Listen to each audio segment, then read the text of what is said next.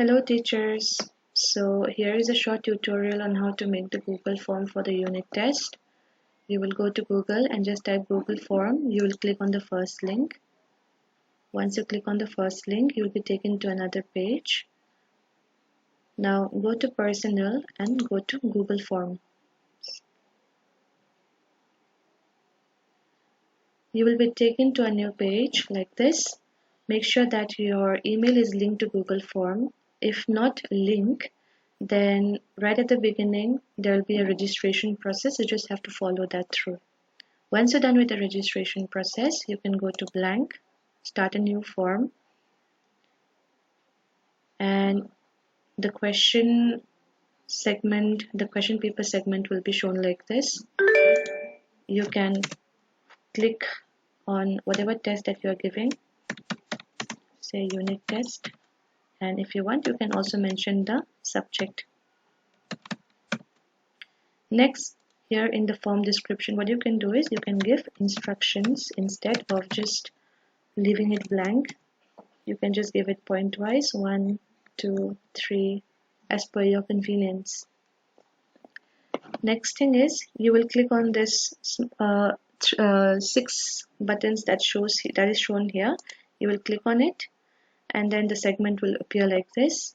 Now in the first segment, what you're going to do is you can write down the name. Now the child has to enter the name. Once the child enters the name, then they can go forward to the other part of the questions. You'll go to name, and then this is already set as default in my system. So what you can do is you can click on the menu button and go to short answer and mark this as a required field. You will click on the plus button, and that way another segment will be shown to you. There you can just write down the class of the child, say class 3 for example, and you want the child to mention the section. So what you can do is when you go to section, go to menu box. Now personally for this particular segment right here, you can either choose multiple choice, checkboxes, or drop down. But for this particular type of question, I prefer using the drop down message. Now once you have the drop down menu, what you can do is you can just write down, type in the answers A, B, or say section C. That way the child has the option of selecting any of these options that you have mentioned here. So you're going to make this as a required field and then go to the next question. Now you can start your question here. Question number 1. You can just write down any type of question, choose the following, and then this is already here by default again, like I've mentioned. So you leave it as it is because this is an MCQ. So you can just write down the options here. Say this is the option here. So let's say I am giving them 3 options. I'm making this as a required field. Similarly, what I'm going to do is I'm going to do it for the same. I'm going to follow the same instruction.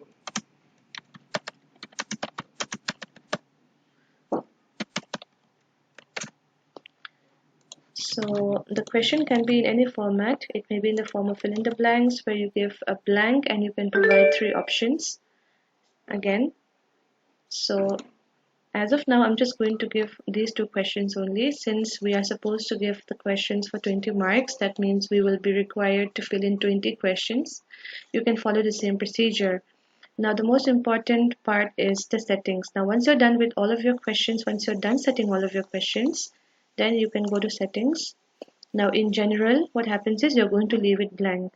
Next you go to presentation. Even in presentation, you will leave everything unchecked. Third, in quizzes, you will make this as a quiz, alright? But once you make this as a quiz, it's okay if this is selected, that is immediately after each submission. Leave it as it is, but you uncheck all these 3 and then you can save.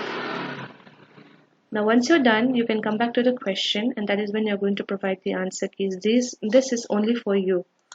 You will go back to the question, say question number 1 right here. You will click on the answer key and just randomly I'm just giving the answer here. Once I choose the correct option, a green tick will appear like this, and then the point option will be visible to you, where you can just punch in the point and then done.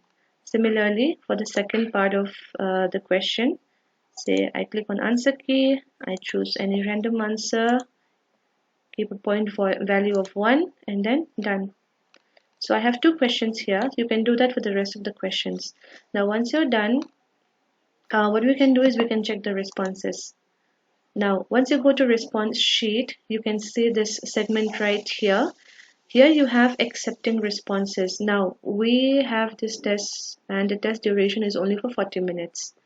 So we have to make sure that after 40 minutes we come back to this part of the question, this part of the Google form.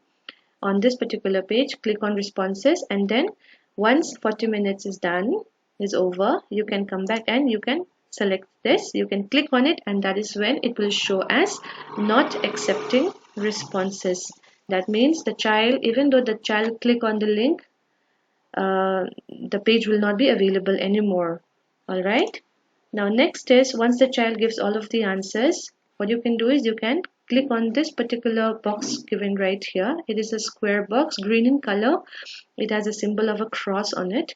You can click on that and then you will click on create. Now once you click on create, you will be taken to a spreadsheet. In the spreadsheet, you will find the timestamp, you will find the score, you will find the name, the child, the section, and all the questions and the answers that they provide.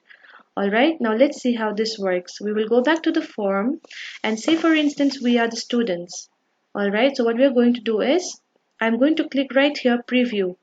Now if I click on preview, I am going to view the entire question format like how a student would.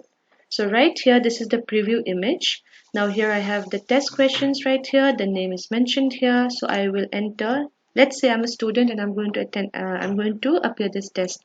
Now let me just say my name is Anjali, right? And then say section. I will choose A. Okay. And then let me just choose randomly this, and this will be the correct answer. So I will submit. Now once I submit, your page will appear like this, where it says your response has been recorded. Now here below the response recording statement, you will find this view accuracy. Even if the child clicks on it, you don't have to worry because the answer keys or the scores will not be available. So I think our job is done there, as we don't want the child to see the scores. So this is how the child will be able to perform the test. Now next is, as teachers, what we're going to do is we want all the responses. So all of the responses will be recorded here and the numbers will be given here. Now what we want to do is we want to check on the scores and if it is saved or not. So we will go back to the spreadsheet. All right, and then that is when we will see that the timestamp is given here, the score is given here, the name, and then the answers given by the children. Now this Excel sheet can be shared or it can be saved. You can go to file, you can go to import, and you can just save your file there. All right. So this is an easy way of conducting the test, where you also make the work easier for you by providing the answer key for yourself, but the child will not be able to see the answers or the scores. So I hope, teachers, that I hope this video has been helpful to you, and I hope it makes your work easier. Okay, thank you so much.